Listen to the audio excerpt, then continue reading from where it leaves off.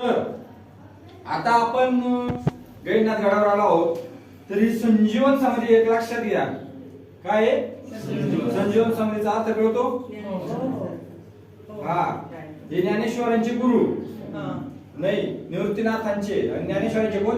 निवृत्तीनाथ. बरोबर. हे गैरीनाथ कोणाचे गुरु? हा, आणि यांचे गुरु कोण? गैरीनाथांचे गोरक्षनाथरावांचे मच्छिनाथरावांचे दत्तप्रभू. हा, आदिनाथांनी त्यांना हे दिलं, बाजूला येते लोकांना दर्शन घेऊन द्यायचं थोडस. जय श्री. नाही ती मुलगी नाही ना, ते बरं ठीक आहे, चालतंय, चला काय नाही राहत ते एकलेच चला. हा, तर आपण आलो आहोत गैरीनाथांच्या संजीवन समाधी या ठिकाणी. तर इथे नाथांची मी तुम्हाला जन्मकथा सांगतो, म्हणजे कसा जन्म झाला यांचा, है ना. ज्या वेळेस मच्छिंद्रनाथ आणि गोरक्षनाथ बाबा तर छोटे असतात, ज्या वेळेस सुरुवात झाली नाथपंथाला, मच्छिंद्रनाथ बाबा गोरक्षनाथ बाबांना घेऊन कनकगिरी या गावामध्ये येतात. कुठे येतात? मी विचारलं का नंतर, लक्षात ठेवा. तर कोणत्या गावात येतात? तर कनकगिरी गावामध्ये आल्यामध्ये तिथे काही दिवस वास्तव्य करतात. तिथं वास्तव्य केल्यावर होतं काय का, आता जसं आपण एखाद्या गावात गेलो, तिथे राहिले, तिथले लोक आपल्या परिचित होतात, है ना.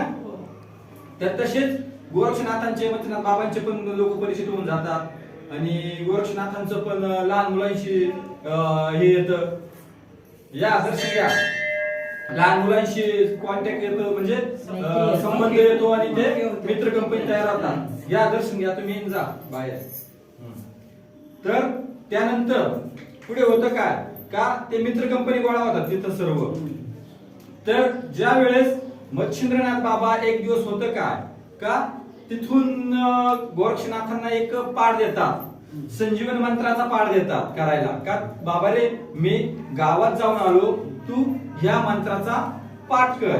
कोणत्या मंत्राचा? संजीवन मंत्राचा पाठ कर. बरोबर. त्यानंतर गोरक्षनाथ बाबा संजीवन मंत्राचा पाठ करत बसलेले असतात. कुठं? एका झाडाखाली. तिथे त्यांचे सवंगडी येतात आणि ते त्यांना काय काय करतात, ते एक बैलगाडी तयार करत असतात. कशाची? चिखलाच्या याची, चिखलाच्या मातीच्या पुतळ्याची. तर ते काय करत असतात, चिखलाची बैलगाडी तयार करत असताना ते गोरक्षनाथ बाबांजवळ येतात आणि सांगतात का बाबा रे, आम्हाला खेळ खेळायचा आहे, तर आम्हाला या चिखलाच्या गोळ्याची तू एक गाडी बनवून दे. तर मग गोरक्षनाथ बाबा काय म्हणतात, बाबा रे, मला काही जमणार नाही, तुम्ही तुमचं बघा, कारण की मला माझ्या गुरुजींनी पाठ दिलाय, मी तो करतोय, है ना. तर ते म्हणतात ठीक आहे, चालतंय. मग ते लोक निघून जातात, पोरं निघून जातात आणि त्यांची ती गाडी तयार करतात. पण ती गाडी चालवण्याकरता कोण पाहिजे? गाडीवान पाहिजे. तर गाडीवान ते तयार करायला लागतात चिखल्याच्या पुतळ्याची. तर ती काही त्यांना तयार करता येत नाही, म्हणजे पुतळा, माणसाचा पुतळा. तर तो पुतळा तयार करताना त्यांना तो येत नाही. तर मग ते परत गोरक्षनाथांकडे जातात आणि गोरक्षनाथांना सांगतात का बाबा रे, आता तू तर आम्हाला गाडी बनवून दिली नाही, पण तू आम्हाला एक पुतळा तरी बनवून दे, का त्याच्यावर गाडीवान बनवून दे बसायला, आहे ना. तर मग ते सांगतात का ठीक आहे, चालतंय, मी बनवून देतो. मग ते पुतळा घेतात, ते पुतळ्याचं हे करायला लागतात, है ना, गोल करतात, त्याचे हात तयार करतात, त्याच्यानंतर मग त्याला पाय वगैरे. पण ज्या वेळेस ही क्रिया करत असताना ते कोणता पाठ करत असतात? कोणता पाठ करत असतात? संजीवनी मंत्राचा पाठ करत असतात. तर तो संजीवनी मंत्राचा पाठ करत असताना तर त्यामध्ये जे हातपाय फुटतात, त्याला पाय फुटू लागतात, हात फुटू लागतात, नाक फुटू लागतात, डोळे फुटू लागतात, दात, ओठ, जसं मानव देह आहे त्याप्रमाणे तो मानव देह बाळासारखा तयार होतो आणि रडायला लागतो. पण त्यावेळेस संजीवनी मंत्राचा पाठ करतात, त्यामुळे विधिलिखित होतं का ज्या वेळेस गुरु गोरक्षनाथ बाबा संजीवनी मंत्राचा पाठ करतील त्यावेळेस ते पुतळा करतील आणि त्यावेळेसच करभंज नारायण, 9 नारायणापैकी करभंज नारायण, कोणते नारायण? त्यामध्ये प्रवेश करतील आणि त्यामध्ये गैरीनाथांचा जन्म होईल. हे ठरलेलं असतं नाथांचं, देवांचं नियोजन. त्याप्रमाणे यामध्ये प्राण ओतले जातात. कोणत्या नारायणाचे? करभंज नारायणाचे. म्हणजे करभंज नारायण त्यात प्रवेश करतात आणि त्यामध्ये ते पुतळा बाळ रडायला लागतं. ते जोर जोरात रडायला लागतं. ते बघून ते सवंगडी असतात ते घाबरतात आणि ते गावाकडे पळू लागतात. का गोरक्षाने भूत आणलं, भूत आणलं, भूत आलं, भूत आलं. गोरक्ष पण लहान, ते पण काय करतात, भूत भूत म्हणून ते पण गावाकडे पळू लागतात. ते पोरग गैनाथ बाळाचा तो जन्म झालेला तो तिथंच ठेवतात आणि पळून जातात.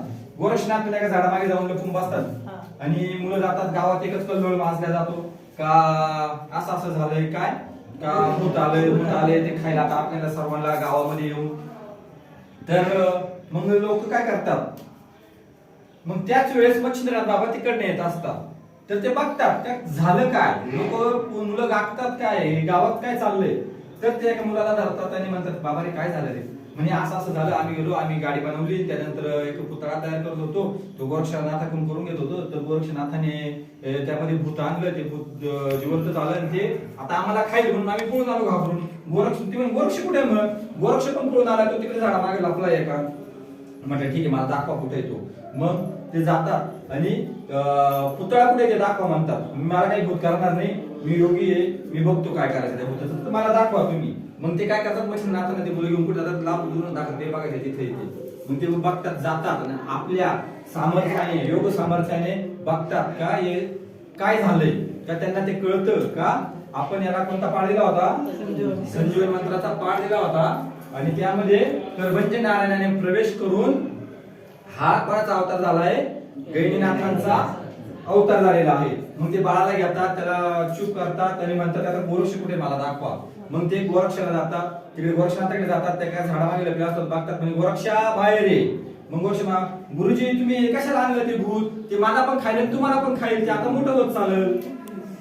मग मच्छिंद्रनाथ, अरे गोरक्षा तू बाहेर आहे, असं नाहीये. जसा तुझा जन्म गोरक्षामधनं झाला, तुझा जन्म कुठून झाला, तसाच मी जो तुला पाठ दिला होता संजीवनी मंत्राचा, त्याचप्रमाणे तुझ्या त्या मंत्र सामर्थ्य हा सिद्ध झालेला मंत्र, या मंत्र सामर्थ्याने यामध्ये करभंज नारायणाने प्रवेश करून या पुतळ्यामध्ये जीव आलेला आहे.